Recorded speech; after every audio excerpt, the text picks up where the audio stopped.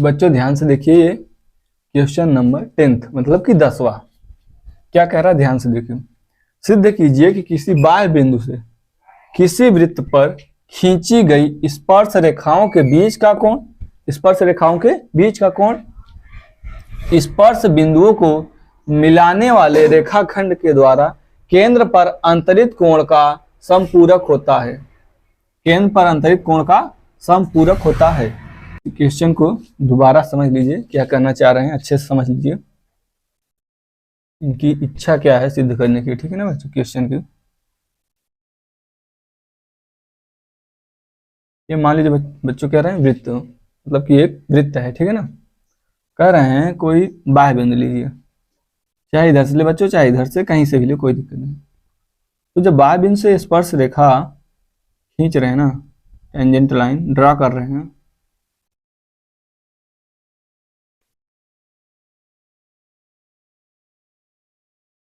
तो कह रहे हैं बच्चों स्पर्श रेखाओं के बीच का कोण, मान लीजिए ये इनके बीच का कोण ना, और स्पर्श बिंदुओं को मिलाने वाले रेखाखंड, स्पर्श बिंदुओं को मिलाने वाले रेखाखंड, तो स्पर्श बिंदु को मिलाने वाले रेखाखंड कहने का मतलब बच्चों केंद्र से अगर हम स्पर्श बिंदु को मिलाएं, ठीक ना, फिर ये इसी केंद्र से इस दूसरे वाले स्पर्श बिंदु से मिलाएं, ठीक ना,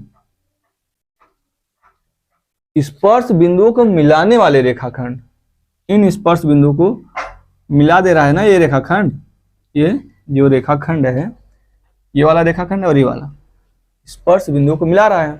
तो स्पर्श बिंदुओं को मिलाने वाले रेखाखंड के द्वारा केंद्र पर अंतरित कोण, ये केंद्र का संपूरक होता है, मतलब ये वाला कोण इसका संपूरक होता है। या फिर ऐसे बोल दे कि ये वाला कोण बच्चों केंद्र पर अंतरित कोण स्पर्श रेखाओं के बीच बने कोण का संपूरक होता है।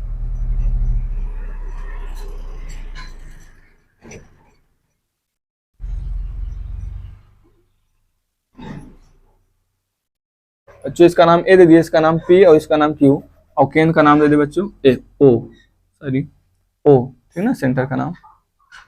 तो हम लोग बच्चों यही सिद्ध करना है कि एंगल ए और एंगल ओ, इन दोनों का जो योग होता है angle A plus angle O, वो कितना होगा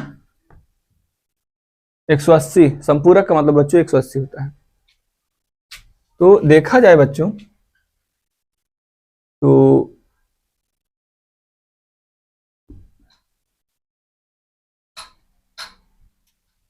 यहाँ पे सिद्ध करना है, अगर बच्चों अगर हम लोग लिखें इस एंगल के फॉर्म में, तो angle A plus angle O, angle A plus angle O बराबर 180।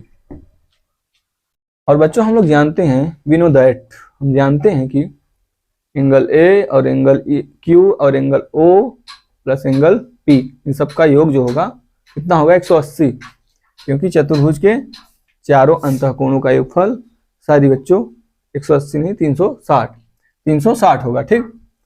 तो हम लोग यहाँ पे लिखेंगे बच्चों, हम जानते हैं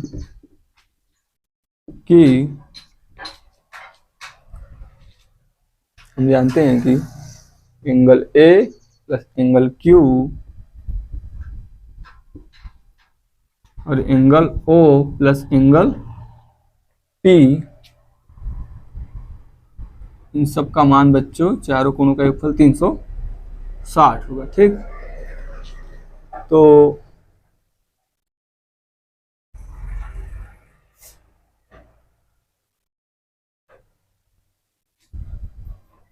बच्चों देखिए, इसको हम लोग इक्वेशन नंबर फर्स्ट मान लेंगे और बोलेंगे बच्चों कि एंगल P और एंगल Q कितना है 90, एंगल P और एंगल Q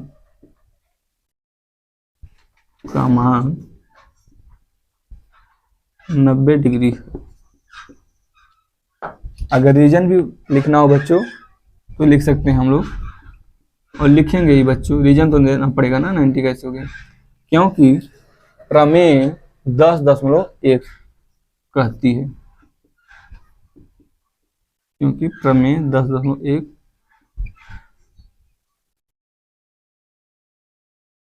कहती है, ठीक। प्रमेय 10.1 10.1 कहती है बच्चों कि ये 90 होगा। तो P और Q की जगह हम लोग क्या रख देंगे 90। तो एंगल A और एंगल O का मान प्लस करके मतलब इनका योगफल 180 आ ही जाएगा बच्चों। कैसे? Angle A plus angle Q की जगह हम लोग क्या रखेंगे 90 प्लस O की जगह तो O ही रहेगा प्लस P की जगह बच्चों 90 रख देंगे इक्वल टू 360। तो बच्चों angle A plus angle O बराबर कितना हो जाएगा 360 में से 90 माइनस करेंगे बच्चों, फिर और 90 माइनस करेंगे दोबारा क्योंकि 2 बार 90 है, तो बच्चों आ जाएगा 180। यही प्रूफ करना था बच्चों हम लोग को। और हिंदी में भी लिख सकते हैं बच्चों कि अतः इसका मतलब यही तो होगा बच्चों कि किसी बाह्य बिंदु से किसी वृत्त पर खींची गई स्पर्श रेखाओं के बीच का कोण स्पर्श बिंदुओं को मिलाने वाले रेखाखंड के द्वारा केंद्र पर अंतरित कोण का संपूरक होता है। इसको हम लोग हिंदी में यही लिख देंगे बच्चों, सेम यही पूरा। ठीक, तो अगर हिंदी में लिखना हो तो लिख सकते हैं बच्चों। ठीक, स्क्रीनशॉट ले लीजिए। तो ध्यान से देखिए बच्चों 11 नंबर क्वेश्चन क्या कह रहा है। कह रहा है कि सिद्ध कीजिए कि किसी वृत्त के परिगत समांतर चतुर्भुज समचतुर्भुज होता है। कोई वृत्त है बच्चों, उसके चारों ओर क्या बना हुआ है समांतर चतुर्भुज, तो वो समांतर चतुर्भुज समचतुर्भुज होगा। वो समांतर चतुर्भुज क्या होगा समचतुर्भुज। तो बच्चों हम लोग को प्रूफ करना है ना, सिद्ध करना है इस बात को। तो इस कथन को या स्टेटमेंट को सिद्ध करना है। तो सबसे पहले बच्चों हम लोग एक क्या बना ले वृत्त, ठीक है ना, सर्कल।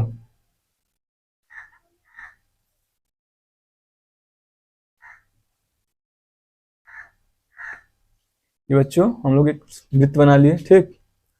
और उसके परिगत समांतर चतुर्भुज पहले बना ले, फिर उसको हम लोग प्रूव कर दे कि वो समचतुर्भुज है। तो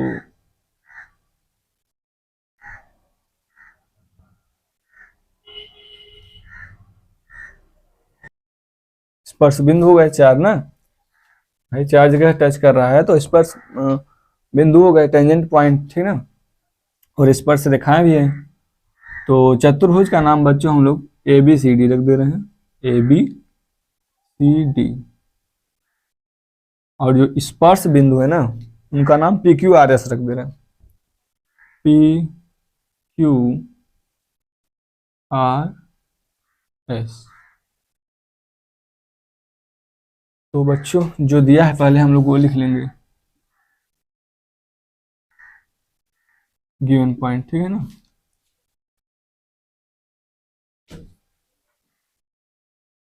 क्या दिया है बच्चों कि वृत्त के परिगत या चारों ओर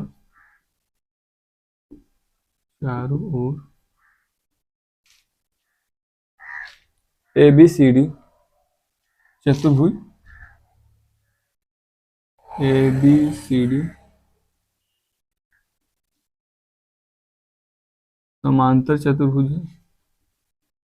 ये हम लोग को दिया है बच्चों।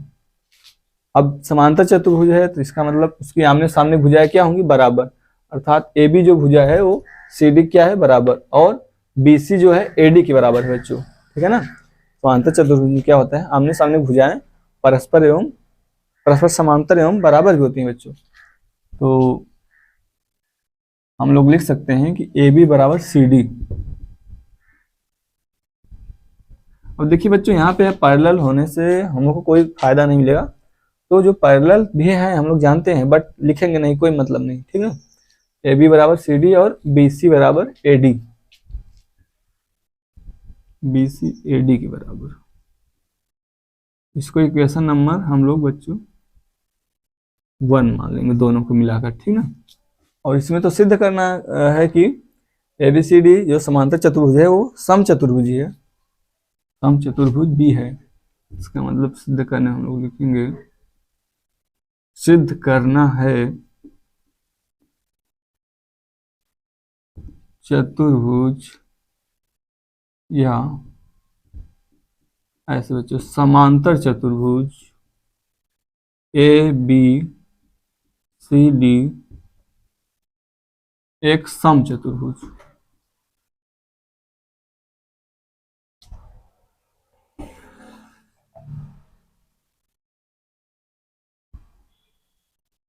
एक सम चतुर्भुज होगा।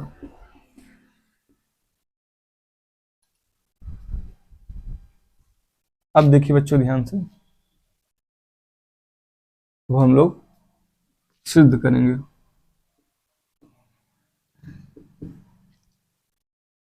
तो हम लोग लिखेंगे बच्चों कि ए बी सी डी इस वृत्त के लिए क्या है, बाह्य बिंदु है और वहां से स्पर्श रेखाएं खींची गई हैं। ठीक, तो प्रमेय 10.2 के अनुसार किसी बाह्य बिंदु से खींची गई स्पर्श रेखाओं की लंबाई क्या होती है, बराबर होती है ना। तो हम लोग लिखेंगे बच्चों बाह्य बिंदु ए, ठीक है ना, ए बी सी डी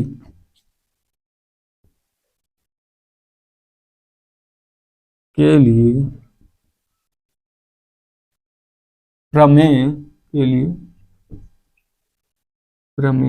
10.2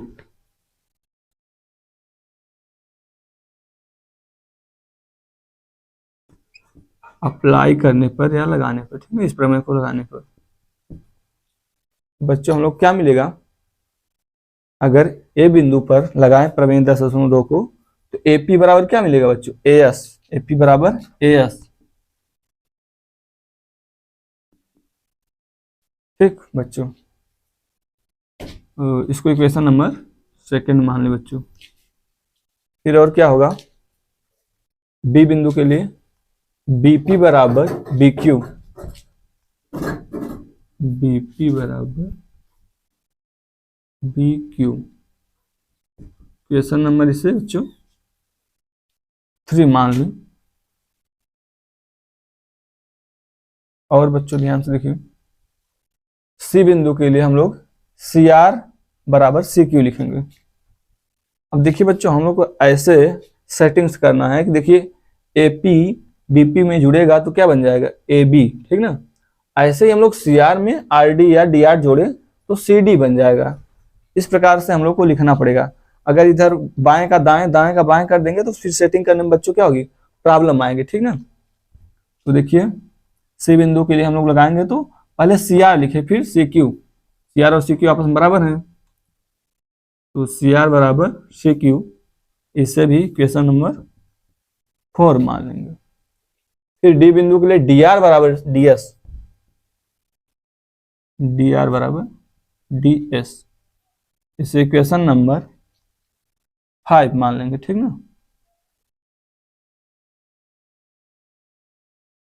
बच्चों इतना स्क्रीनशॉट लीजिए। फिर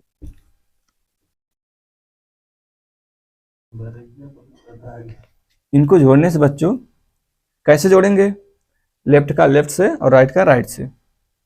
जब इनको जोड़ेंगे बच्चों, ये यहाँ पे ए है तो हम लोग को ए बी, क्योंकि एपी प्लस बीपी क्या होता है, ए बी, ठीक है ना। और सी आर और डी आर जब जुड़ेगा तो सी डी, ठीक है ना, इस टाइप से मिलेगा। तो हम लोग लिखेंगे बच्चों समीकरण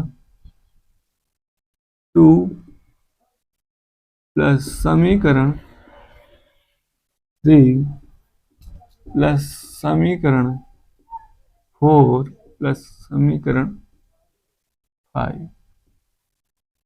तो एपी प्लस बीपी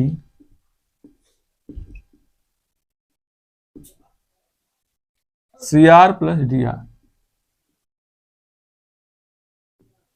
ये सब ऐड में आ जाएगा, equal to A S plus B Q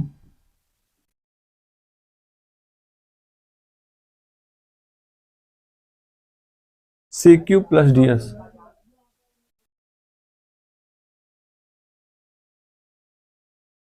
तो एपी प्लस बीपी जोड़ेंगे बच्चों, ए भी मिलेगा हम लोग को,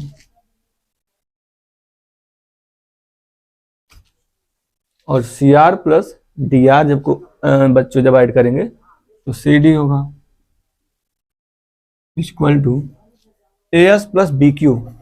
ए एस में बच्चों तो बी क्यू ऐड नहीं होगा, बट बच्चों ए एस में देखिए अगर डी एस कहीं मिल जाए तो है भी बच्चों, डी एस ऐड हो जाएगा तो क्या हो जाएगा ए डी, और बी क्यू में बच्चों सी क्यू ऐड होगा तो क्या बन जाएगा बी सी।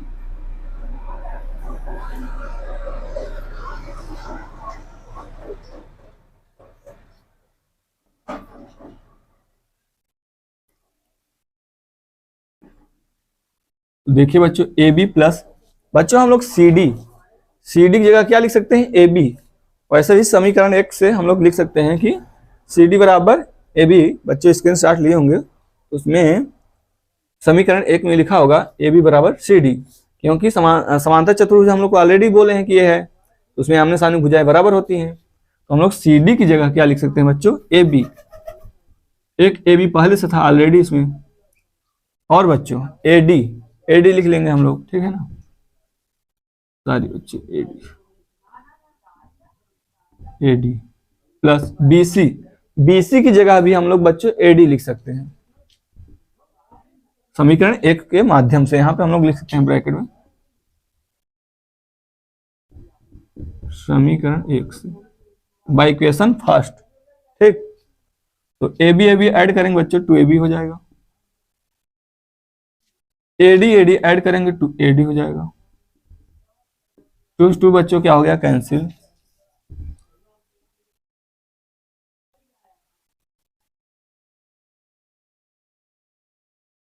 ए बी बराबर क्या होगा ए डी बच्चों। तो जब ए बी बराबर ए डी हो गया बच्चों, और A D already B C बराबर था और ए बी खुद सी डी के बराबर था, मतलब कुल मिला के चारों भुजाएं बराबर हो जाएंगी।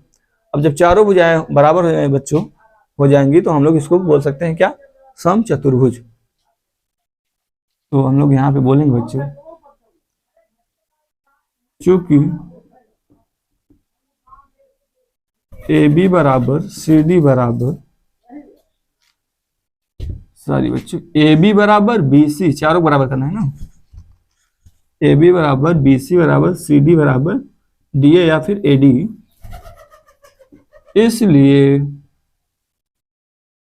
समांतर चतुर्भुज एक कामा कर दे बच्चों यहाँ पे समचतुर्भुज होगा।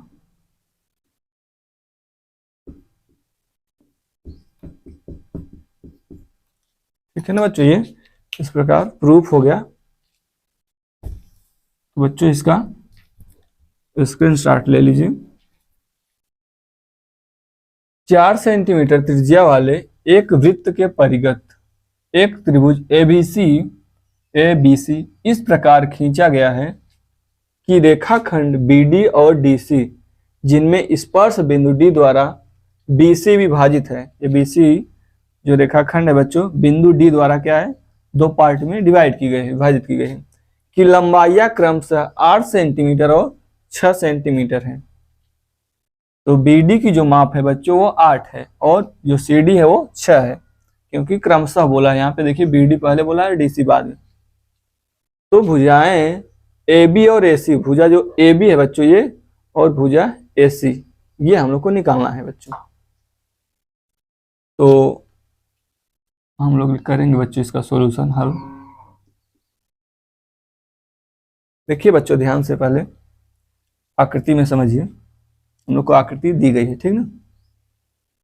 यहां पे बच्चों अगर हम स्पर्श बिंदु समझें, और स्पर्श बिंदु है भी बच्चों और यहाँ भी, और स्पर्श बिंदुओं को यहाँ तो बच्चों मिलाया था ऑलरेडी, ठीक है ना, बट हम लोग अपने से रचना के माध्यम से इस बिंदु को ओ से मिलाएंगे। इसका नाम ओ है बच्चों ना, वृत्त का केंद्र है, और इस बिंदु को भी ओ से मिला देंगे, ठीक। तो इस प्रकार हमारा जो, और बच्चों ओ को ए से भी मिला देंगे, ठीक, सी से भी और बी से भी, ए बी सी तीनों से मिलाए बच्चों, और ओ को एक नया नाम दे इन बिंदुओं का बच्चों, स्पर्श बिंदुओं का नाम दे दें इनका पी और क्यू, और इनका तो नाम दिया गया है, ठीक है ना, डी। तो इसका नाम पी और क्यू रख दिए। तो ओ को बच्चों कहाँ से मिला है, पी और क्यू से भी मिला है और ए बी सी त्रिभुज के शीर्षों से भी मिला है। ठीक, O is the centre of circle, और वो वृत्त का केंद्र है, ये दिया गया है हम लोग को। तो देखिए बच्चों ध्यान से समझिए, ये वृत्त जो है त्रिभुज के अंदर है, तो ए बाह्य बिंदु होगा, ए बाह्य बिंदु होगा किसके लिए, वृत्त के लिए। तो ए पी बराबर क्या होगा, ए क्यू होगा। ऐसे ही सी बाह्य बिंदु होगा तो सी पी बराबर सी डी होगा। और यहां भी बच्चों इसी प्रकार बी क्यू बराबर क्या होगा, बी डी। तो ये 8 दिया है बच्चों, 8 सेंटीमीटर बी डी, तो ये भी क्या हो जाएगा 8, क्योंकि बाह्य बिंदु से प्रमेय 10.2 के अनुसार बाह्य बिंदु से स्पर्श रेखाओं की लंबाई क्या होती है, बराबर होती है ना, प्रमेय 10.2 के अनुसार। अगर ये 6 है बच्चों तो ये भी क्या होगा, 6 होगा। ठीक, और बच्चों ए बी की माप पूछा है। अगर ए बी में 2 पार्ट है बच्चों, ए क्यू और बी क्यू, तो बी क्यू तो पता है बच्चों, अगर हम लोग को ए क्यू पता है तो हम लोग टोटल करके दोनों को ऐड करके ए बी बता देंगे।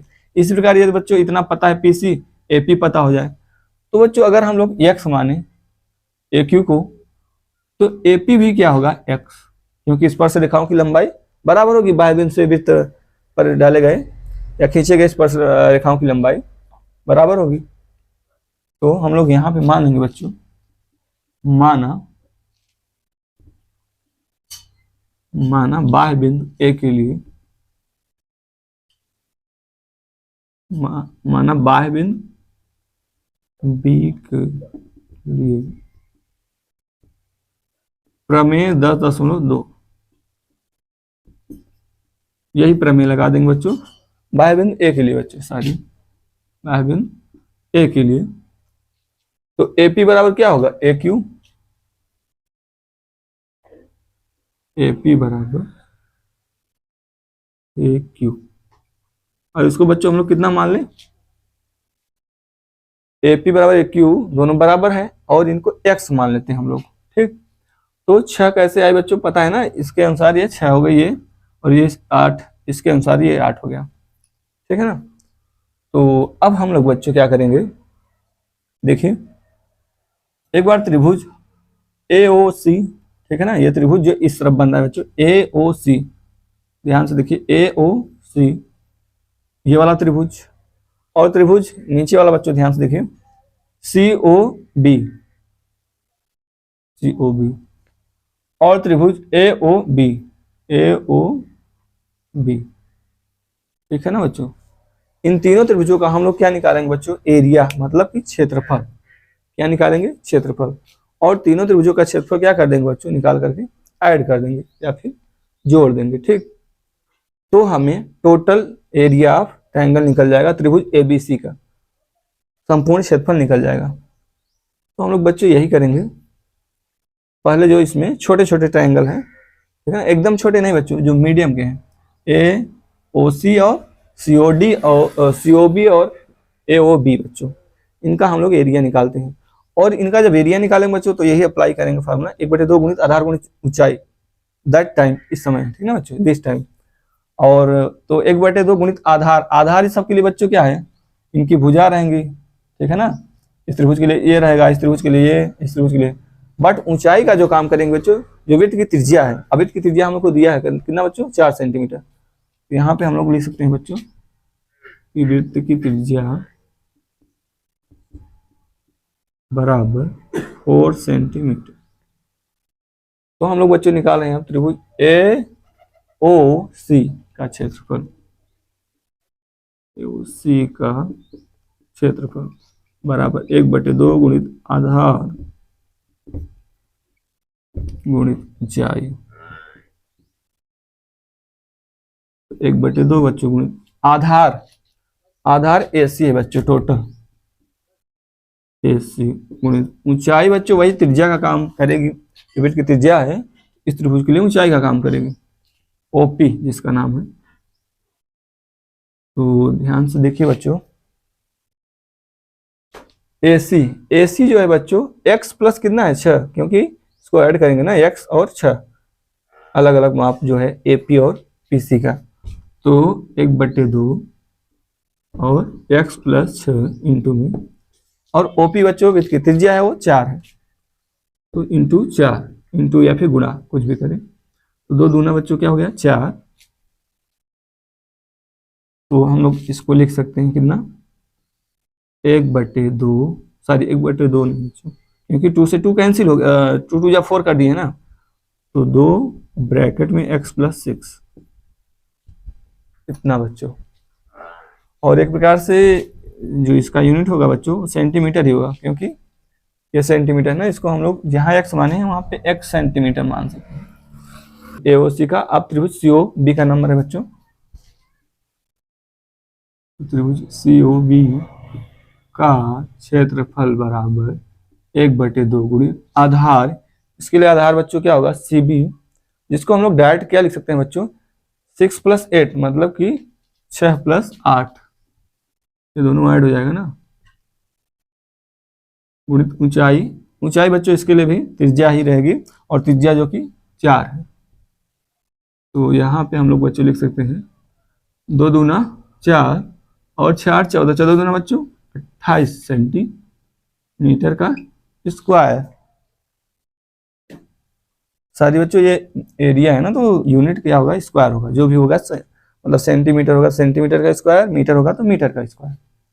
तो अब यहाँ देखिए बच्चों त्रिभुज हम लोग कौन से त्रिभुज क्षेत्रफल निकालेंगे, त्रिभुज ए ओ बी, तो त्रिभुज ए ओ बी का क्षेत्रफल बराबर 1/2 गुणित आधार, इसके लिए आधार बच्चों ये काम करेगा x+8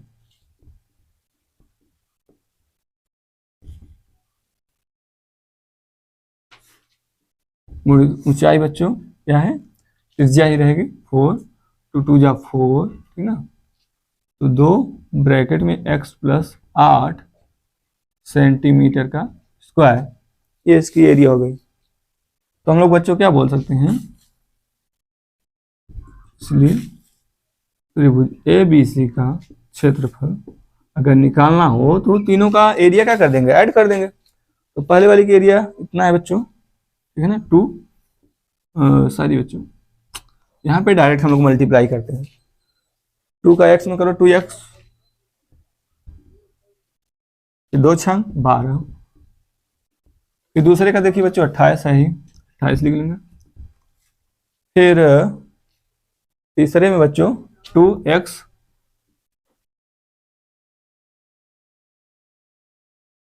प्लस 2 8 16, तो 2 2 बच्चों कितना हो जाएगा 4x प्लस 28 2 30 10 40 40 10 50 6 56, 4x प्लस 56 इतना सेंटीमीटर स्क्वायर बच्चों टोटल एरिया आई बड़े वाले त्रिभुज ए बी सी की। अब हम लोग बच्चों इसी को हम लोग क्या करेंगे, इसी त्रिभुज के क्षेत्रफल को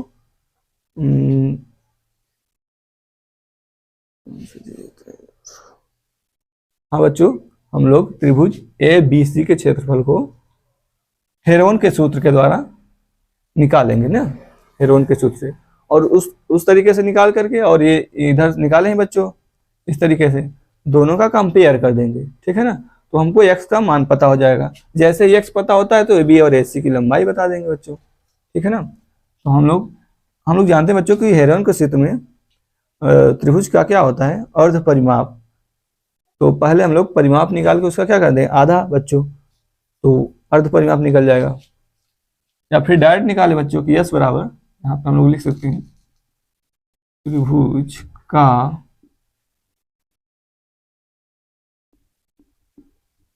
अर्ध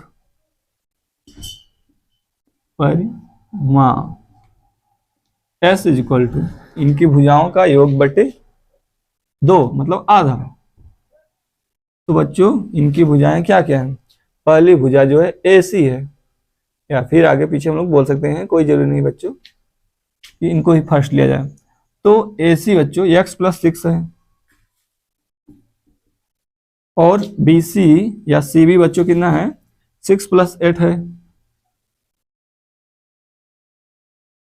और जो AB है बच्चों x+8 है, टोटल करके बच्चों टोटल ऐड करके अपान 2 कर दें, x बच्चों 2 ही बार है तो 2x हो गया, ऐड करेंगे तो 6 6 12, 12 8 20 8 28 बाई 2। तो ऊपर 2 बच्चों कॉमन लें तो x प्लस 14 हो गया बट्टे 2, 2 से 2 कैंसिल हो गया बच्चों। तो क्या आ गया x प्लस 14 सेंटीमीटर बच्चों, क्योंकि ये अर्ध परिमाप है, एक प्रकार से परिमाप, भुजाओं का माप एक प्रकार से। तो ठीक है ना। तो इस तरीके से हेरोन का सूत्र त्रिभुज एबीसी का क्षेत्रफल निकाले बच्चों। अंडर रूट में फार्मूला यही बच्चों, S S minus A small A B C, ठीक है ना बच्चों, S minus B S minus C. तो बच्चों हम लोग जानते हैं एस त्रिभुज का अर्ध परिमाप हो गया, और ए बी सी क्या है, ए बी सी क्या है, त्रिभुज की भुजाएं हैं, ठीक है ना। तो इसमें मान रख दे बच्चों सबका, अंडर रूट में या स्क्वायर रूट में एस, एक्स कितना है बच्चों, एक्स प्लस 14, फिर बच्चों एस माइनस ए मतलब एक्स प्लस 14 में से ए, जो पहली भुजा जिसको समझे वही माइनस कर दें। तो पहली मान लीजिए बच्चों यही है, तो एक्स प्लस 14 में से एक्स प्लस 6 माइनस कर देना है, तो एक्स से एक्स बच्चों क्या हो जाएगा, कैंसिल हो जाएगा, ठीक ना। और 14 में से 6 घटा देंगे तो 8 आएगा, यहाँ गुणित 8। अब देखिए बच्चों, त्रिभुज के अर्ध परिमाप से दूसरी भुजा घटा देना है, दूसरी भुजा कितना है, 6 8 14, 6 8 14। तो इसमें से बच्चों x प्लस 14 में से 14 माइनस करेंगे तो x केवल बचेगा, और s माइनस सी इसके अर्ध परिमाप में तीसरी भुजा बच्चों माइनस कर देना है। तो x प्लस 14 में से x प्लस 8 माइनस कर देना है, तो x प्लस 14 में से x माइनस 8 करेंगे बच्चों, माइनस तो x से x कैंसिल हो जाएगा, मतलब कि घट जाएगा, और 14 में से 8 गई 6 हो जाएगा। तरीके से 4x प्लस 56।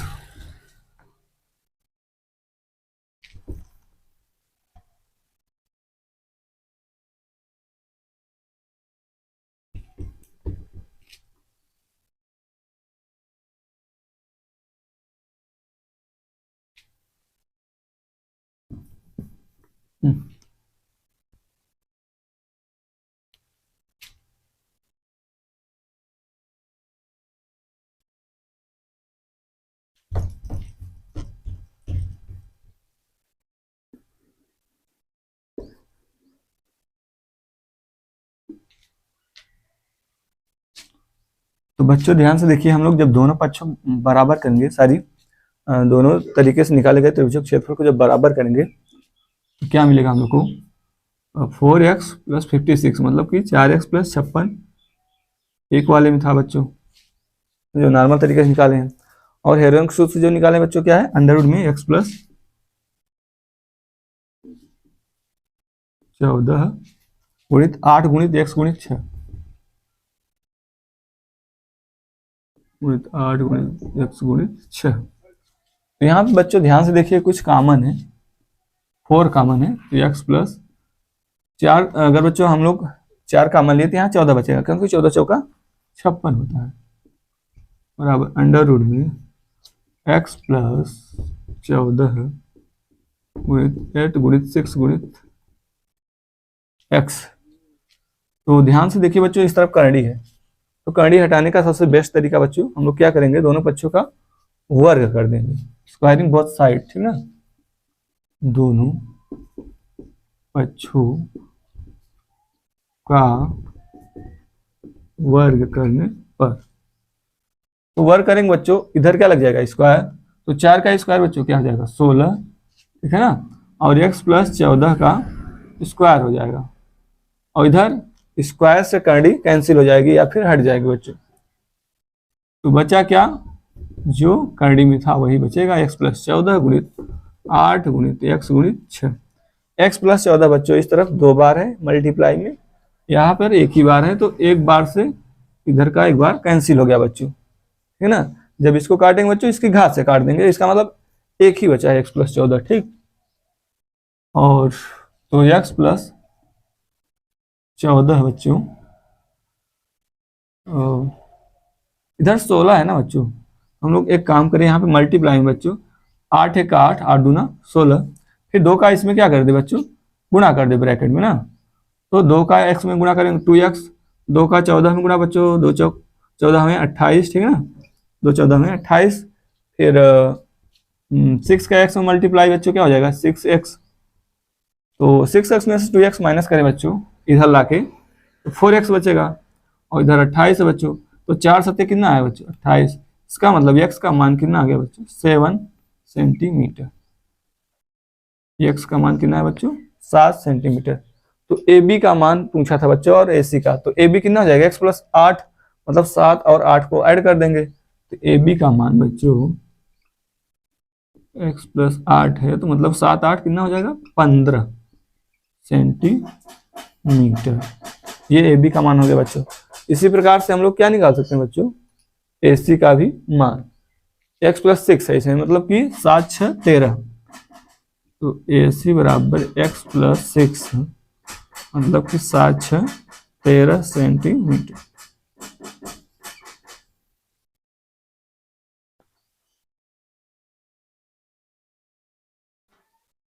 तो बच्चों ध्यान से देखिए, क्वेश्चन नंबर 13वां है, क्या कह रहा है ध्यान से देखिए।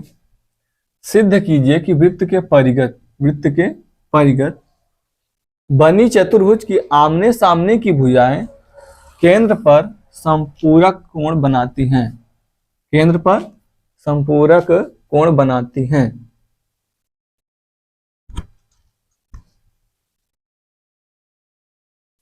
तो देखिए बच्चों ध्यान से, हम लोग सबसे पहले इसका फिगर बना ले। तो वृत्त के परिगत मतलब कि सबसे पहले बच्चों हम लोग क्या बना ले, सर्कल वृत्त,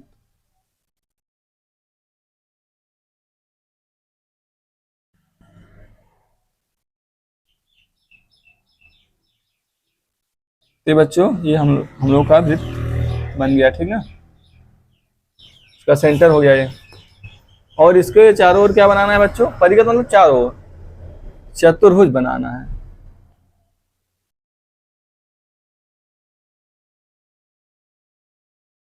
हम लोग ये चतुर्भुज का नाम ए बी सी डी दे रहे हैं, ठीक है ना, और चतुर्भुज वृत्त को क्या कर रहा है, स्पर्श कर रहा है 4 बिंदु पे, स्पर्श बिंदु का नाम बच्चों हम लोग क्या रख दें, स्पर्श बिंदु का नाम हम लोग बच्चों पी क्यू आर एस, ठीक है ना, कि बच्चों परिगत का मतलब चारों ओर तो रहेगा ही, चतुर्भुज बना रहेगा, और वृत्त को टच करे रहेगा, चतुर्भुज चतुर्भुज वृत्त को स्पर्श करेगा, ठीक ना, तो स्पर्श बिंदु 4 हो गए बच्चों पी क्यू आर एस, और चतुर्भुज का नाम हम लोग ए बी सी डी दे देंगे। तो हम लोग को प्रूफ ये करना है कि बच्चों आमने सामने भुजाओं, चतुर्भुज की आमने सामने भुजाएं, चाहे ये दोनों ले ले बच्चों, चाहे ऊपर नीचे की, चाहे अगल बगल की सामने की भुजाएं लेना है बस, ठीक है ना, संगत मतलब कि आसन भुजाएं नहीं लेना है बच्चों। तो ये भुजा हम लोग ले रहे हैं ए बी और सी डी, तो कह रहे हैं कि चतुर्भुज की आमने सामने की भुजाएं जो हैं केंद्र पर संपूर्ण कोण बनाती हैं बच्चों। तो पहले ये बच्चों इस भुजा द्वारा केंद्र पे कोण बनाए, इसको मिलाए और इसको, तो ये कोण बना बच्चों कुछ, ठीक, और इस भुजा का भी भाई, इस भुजा के शीर्षों को मिलाएंगे ना केंद्र पे, तभी तो कोण बनाएंगे, यहाँ भी मिला दिए बच्चों को, यहाँ ये भी कोण बनाए, तो इन दोनों कोणों को मिलाकर बच्चों 180 होना चाहिए, तभी वो क्या होगा, संपूरक कोण होगा, ठीक। तो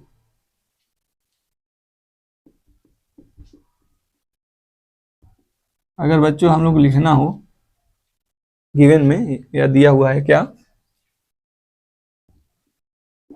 कि वृत्त के परिगत चतुर्भुज है, यही हम लोग को पॉइंट दिया है,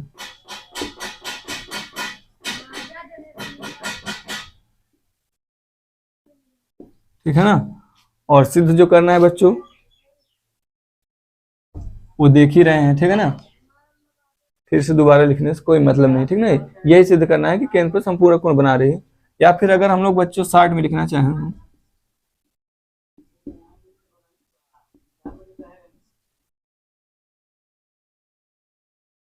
सिद्ध करना है इन दोनों कोणों का योग संपूरक हो मतलब कि 180 हो, या ये दोनों कोण संपूरक हो मतलब कि इन दोनों कोणों का योग 180 है बच्चों। तो एंगल ए ओ बी, बच्चों इसका नाम ओ दे रहे हैं ना, एंगल ए ओ बी और एंगल सी ओ डी, इन दोनों का प्लस मतलब कि योग 180 होना चाहिए। तो एंगल ए ओ बी और एंगल सी ओ डी बराबर 180, ठीक है ना बच्चों, बराबर 180 डिग्री हो गया। तो अब हम लोग बच्चों इसको प्रूव करेंगे।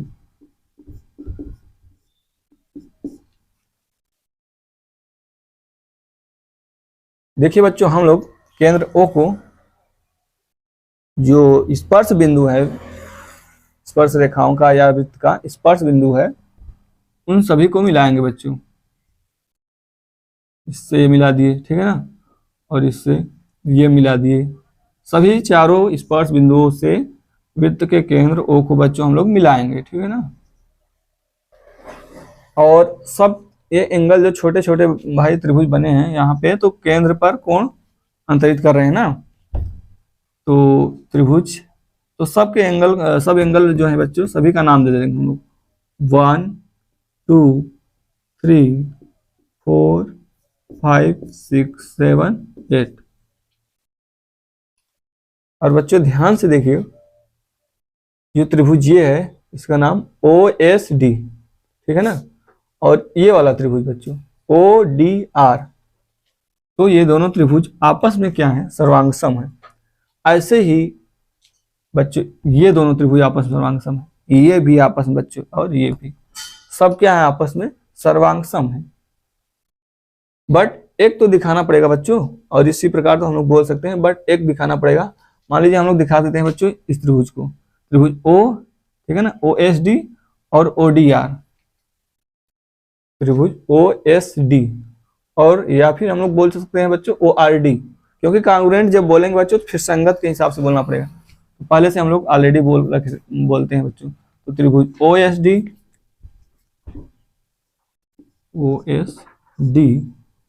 व त्रिभुज ORD, क्योंकि यहाँ पे 90 बच्चों बनाते हैं प्रमेय 10.1 के अनुसार स्पर्श बिंदु के अनुदिश त्रिज्या और स्पर्श रेखा के बीच 90 डिग्री कोण बनता है। तो OSD और ORD था त्रिभुज ORD में, त्रिभुज OSD तथा ORD में बच्चों ध्यान से देखिए, तो हम लोग इस एंगल का नाम लिखें, एंगल DOS, एंगल DOS और एंगल DOR। सारी बच्चों एंगल DOS नहीं बच्चों, DSO, क्योंकि 90 है ना यहाँ पे, इस पे DSO, और एंगल DRO बच्चों बराबर 90 डिग्री। तो ये ना बच्चों 90 कोण है दोनों, ठीक है ना, इनका मान क्या है, 90 कोण। प्रमेय 10.1 के अनुसार अगर लिखना हो बच्चों तो हम लोग लिख सकते हैं, प्रमेय 10.1 के अनुसार। और ये वाली भुजा बच्चों जो OD है, दोनों त्रिभुज के लिए काम कर रही है, इसमें भी और इसमें भी। तो बच्चों हम लोग लिख सकते हैं OD बराबर OD, कॉमन साइड मतलब उभयनिष्ठ भुजा,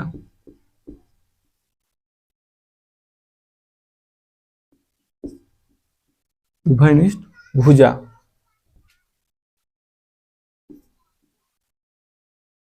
और बच्चों देखिए ध्यान से, जो OS है वो OR के क्या बराबर, क्योंकि ये वृत्त की त्रिज्या है बच्चों, दोनों ही OS बराबर OR वृत्त की त्रिज्या।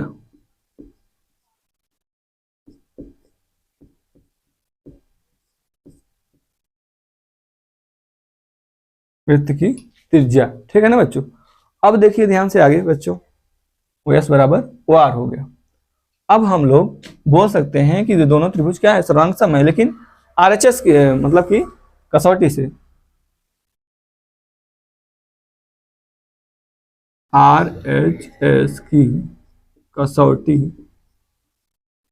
से, वही बच्चों CP60 से, ठीक है ना। तो कसौटी से त्रिभुज OSD कांग्रुएंट टू, इसके बच्चों त्रिभुज ORD, ठीक है ना। ये हो गया बच्चों। अब हम लोग क्या करें बच्चों, ध्यान से देखिए। अब हम लोग बोल सकते हैं कि ये दोनों अगर सर्वांगसम हो गए तो इनके संगत कोण बराबर होंगे, मतलब एक कोण किसके बराबर है, 2 के, ठीक है ना। तो यहाँ पे हम लोग एंगल 1 बराबर एंगल 2 लिख सकते हैं। और बच्चों इसी प्रकार हम लोग बोल सकते हैं, इसी प्रकार त्रिभुज OSA और त्रिभुज OPA सर्वांगसम नहीं है बच्चों, है ना सर्वांगसम। इसी प्रकार OPA, तो बच्चों और इसी प्रकार बच्चों ये बोल सकते हैं OPB OQB और OQB, ये भी सर्वांगसम है।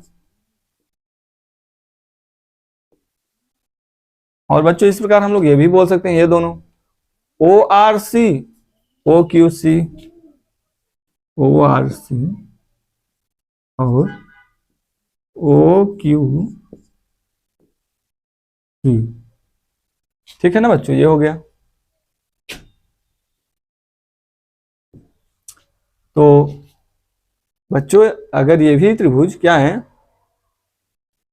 तीनों या फिर चारों इसको मिला के सब आपस में एक दूसरे के सर्वांगसम है, तो इनका मतलब कि जो जैसे ये हो गया, इनके संगत कोण बराबर होंगे, जैसे 1 2 के बच्चों, 3 4 के, 5 6 के और 7 वाला कोण 8 के बराबर है ना, एंगल 7 इक्वल टू एंगल 8, ऐसे इस टाइप से। तो बच्चों इतना स्क्रीनशॉट लीजिए, फिर लिखें। देखिए हम लोग क्या लिख सकते हैं, इन तीनों के माध्यम से हम लोग एंगल जैसे 1 2 के बराबर, 3 4 के,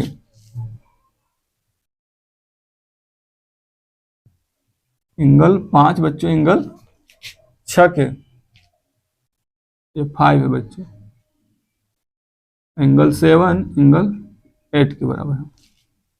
अब हम लोग बोल सकते हैं बच्चों कि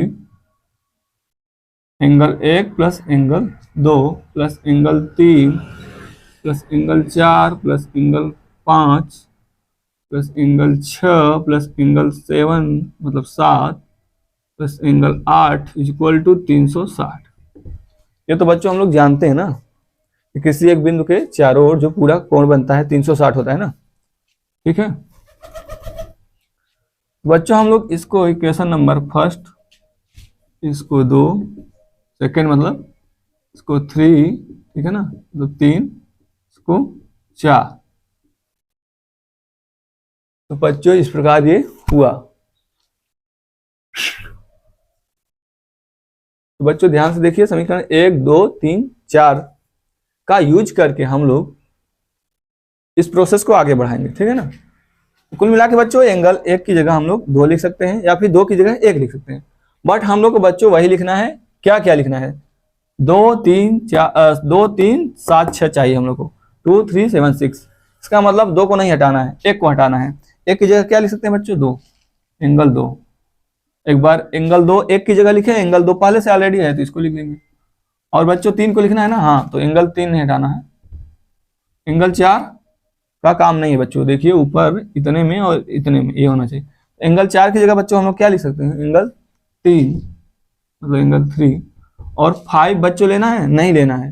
5 की जगह हम लोग क्या लिख सकते हैं, 6 एंगल 6। और फिर बच्चों एंगल 6 ऑलरेडी पहले से एक था। और फिर बच्चों देखिए ध्यान से, एंगल 7 लेना है, हाँ लेना है। फिर एंगल 8 नहीं लेना है बच्चों, एंगल 8 को हम लोग क्या लिख सकते हैं, 7 लिख सकते हैं। बराबर इधर क्या है बच्चों, 360।